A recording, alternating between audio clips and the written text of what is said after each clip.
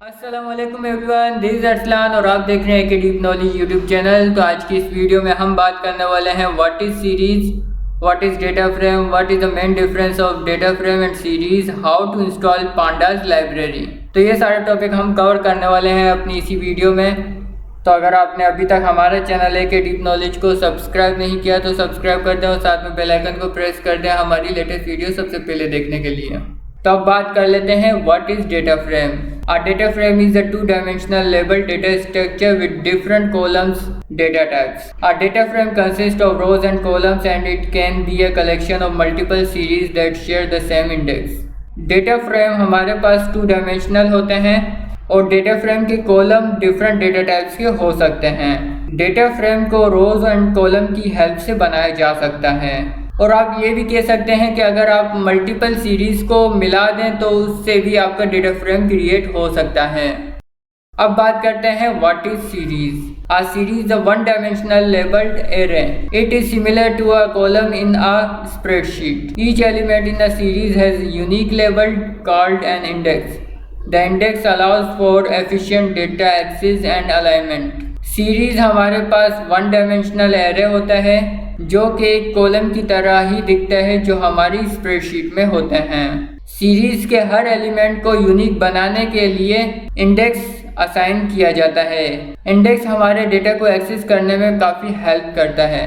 तो अब हम देख लेते हैं कि सीरीज और डेटा फ्रेम में क्या डिफरेंस होता है। डायमेंशन, सीरीज की जो डायमेंशन होती है वो सिंगल डायमेंशनल होती है और इसके अलावा डेटा फ्रेम की जो डायमेंशन है वो टू डायमेंशन है। सीरीज का स्ट्रक्चर होमोजीनियस होता है, सेम डेटा टाइप के होते हैं। डेटा फ्रेम का स्ट्रक्चर हेट्रोजीनियस होता है और इनके कॉलम के डेटा टाइप चेंज होते हैं।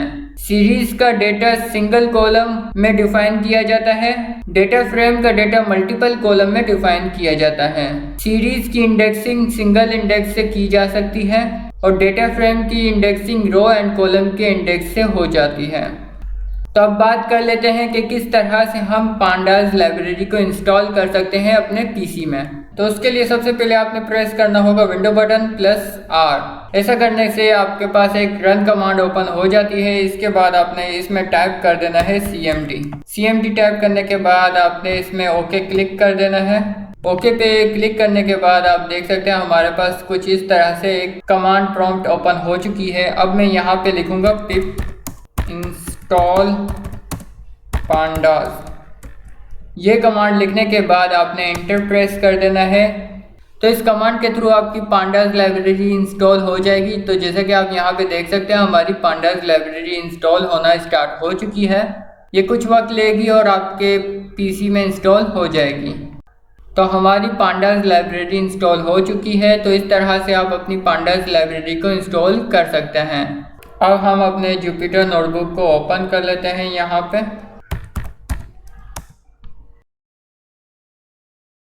अब हम बात कर लेते हैं कि हम किस तरह से पांडास लाइब्रेरी को इंपोर्ट कर सकते हैं जुपिटर नोटबुक में। तो मैं यहाँ पे इंपोर्ट लिख लेता हूँ, इंपोर्ट पांडास एज PD। ठीक है, ऐसा करने के बाद आपने Shift+Enter प्रेस कर देना है तो आपकी पांडास लाइब्रेरी इंपोर्ट हो जाएगी।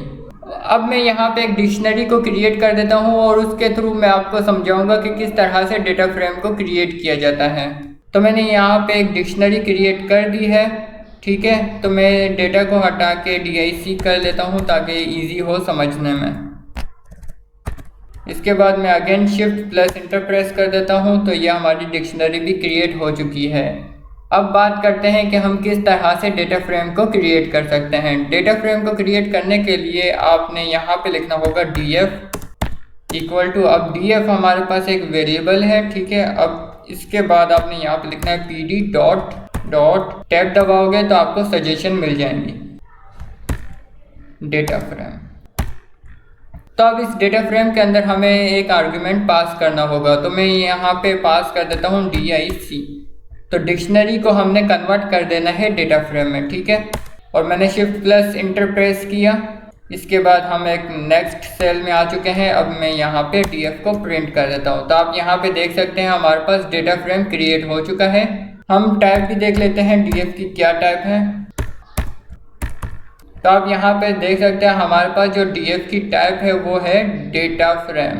तो इस तरह से आप डेटा फ्रेम को क्रिएट कर सकते हैं और इसमें आप देख सकते हैं मल्टीपल रोज और मल्टीपल कॉलम हैं, जबकि सीरीज में ऐसा नहीं होता। अब हम सीरीज को भी क्रिएट करके देख लेते हैं। तो मैं यहाँ पे टाइप कर लेता हूँ सीरीज। ये मैंने एक वेरिएबल बना लिया है और इसमें मैं टाइप कर देता हूँ pd डॉट टैब। टैब दबाओगे तो सजेशन आपको मिल जाती हैं सीरीज, और इसके अंदर आपने df के एक कॉलम को रिप्रेजेंट कर देना है। जैसे कि मैं यहाँ पे रिप्रेजेंट कर देता हूँ सिटी को। ठीक है, अब मैं इंटर किया, मैंने शिफ्ट इंटर, और मैं सीरीज़ को प्रिंट कर देता हूँ। तो आप यहाँ पे देख सकते हैं हमारे पास जो सीरीज़ है वो यहाँ पे क्रिएट हो चुकी है। तो इस तरह से सीरीज़ को भी क्रिएट किया जा सकता है। अब मैं आपको बताता हूँ सीरीज़ का डेटा टाइप क्या है। जो हमने सीरीज़ नाम का वेरिएबल बनाया है इसका डेटा टाइप क्या है। तो डेटा टाइप मालूम करने के लिए मैं यहाँ पे लिखूँगा टाइप, और इसके अंदर हमने पास कर दिया सीरीज़ को। ठीक है, तो आप यहाँ पे देख सकते हैं हमारे पास जो सीरीज़ वेरिएबल है वो एक सीरीज़ है। तो इस तरह से सीरीज़ को क्रिएट किया जा सकता है। लेकिन अगर आप चाहें तो डीएफ ऐसे लिखेंगे तो ये सीरीज़ क्रिएट नहीं होगी, तो आपको एरर देखने को मिलेगा। देखें, हमें एरर देखने को मिल गया है, जबकि डेटा फ्रेम में मल्टीपल कॉलम होते हैं, इस वजह से सीरीज़ में मल्टीपल कॉलम अलाउ नहीं किया जाता। तो इस वजह से सीरीज़ में हमें एरर देखने को मिल जाता है। लेकिन अगर आप डीएफ का एक स्पेसिफिक कॉलम यहाँ पे रिप्रेजेंट कर दें तो आपको कोई एरर देखने को नहीं मिलेगा। तो मैं यहाँ पे रिप्रेजेंट कर देता हूँ नेम को। ठीक है, अब मैं अगेन शिफ्ट इंटर किया तो मुझे कोई एरर देखने को नहीं मिला। Oh my God! Wow! अब मैं आपको इधर सीरीज़ भी प्रिंट करके दिखा देता हूँ। देखें, सीरीज़ यहाँ पे प्रिंट हो चुकी है। तो ये था हमारा आज का टॉपिक। उम्मीद है आपको पसंद आया होगा। पसंद आया है तो हमारी इस वीडियो को लाइक कर दें, शेयर कर दें और हमारे चैनल के डीप नॉलेज को सब्सक्राइब कर दें। Thanks for watching. अल्लाह हाफिज़।